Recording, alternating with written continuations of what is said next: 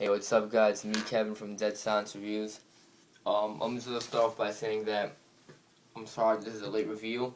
I've been kind of busy the past 2 weeks with school. My birthday just passed, and a bunch of other stuff that was going on in my house. So I apologize for that. So let me start off this review.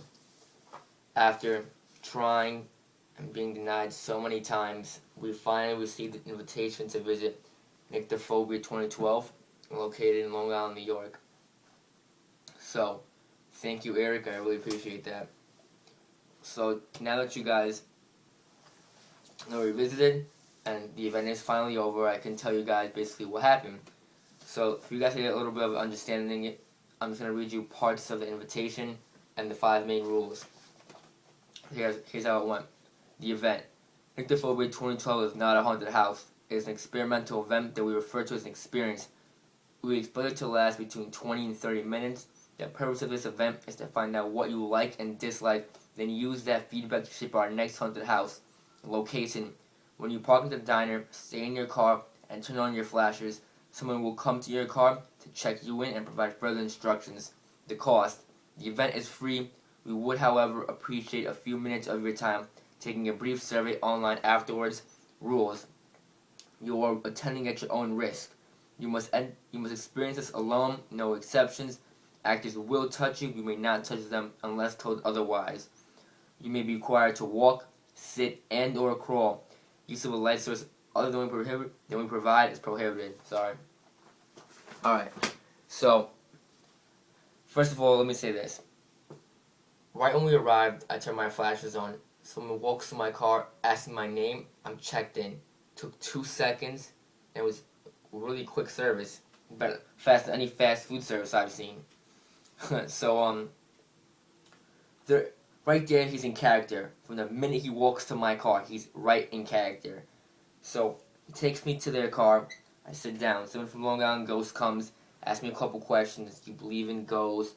Do you believe in Loch Ness monsters, spirits? Are you afraid of the dark? Just things like that. At the end, he tells you a story. Some girl, I forgot her name, sorry, but she died, and your goal is to find out what happened and basically what was the whole entire thing, why did it happen, and everything. So at that moment, that little story is the foundation of the whole entire haunted house. So finally, they blindfold me. They tell you now to talk. You cannot say a word. You can't do anything. You can't take your blindfold off. So I start to drive. And it's kind of a long drive. See, about maybe 7 to 10 minutes long, a little drive. Because I felt like it. But it was really just really quiet. And at that time, it gives you so much time to second guess yourself and ask, hey, what's going on? What am I doing? Should I even do this? And then you get scared because you don't know what's going to happen next. You know where you're going to go.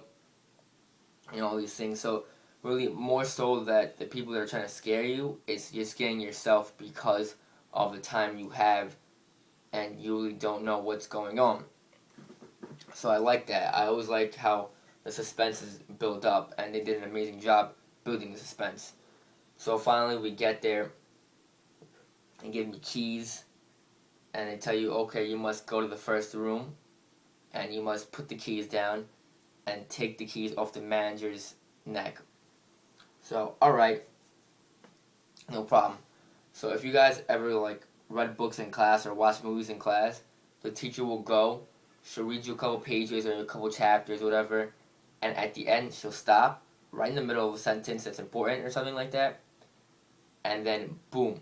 So to talk to you about it, like, okay, what do you think went on? Or she might give you a little overview of the whole entire scene or chapter that you just read. So Nyctophobia basically the same exact thing, but it was like a real life scene, and I actually liked that as well.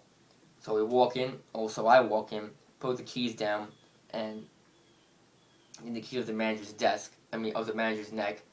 Once I did that, the lights went off, the bathroom door opened.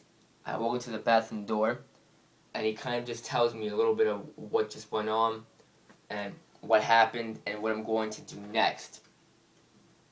So at this time, it is pitch black, and somebody just comes up to me, and he gets all in my face. He's grabbing my neck, he's putting pressure on me, getting really close, a little more like the comfort zone, and he's telling you what you must do next. So basically, what you must do next is you must follow the manager to room 22.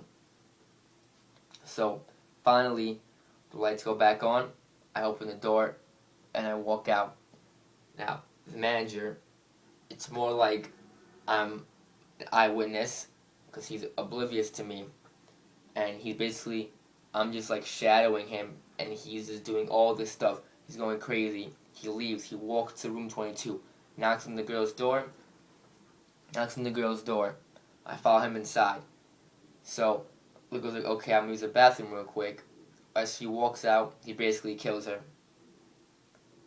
And then, right there and then, he takes the money. I think that's what he's looking for. He takes the money, and I don't know what he does, but he just hides it. So, right there, the lights go off, and you walk into the bathroom. He's like, put your hands in the door, and close the door behind you. I close the door, put my hands in the door. Now, again, they tell me a little overview of what happened, and what to do next. So, as the whole thing is going on, he's like, you must crawl out of here. Alright, you must crawl out of here. So as soon as I crawl, the guy wakes up. He's like, hey, what are you doing? The cop opens the door. I must run to the car. They blindfold me, and I go back to the location. And that's basically the end of the whole entire experience.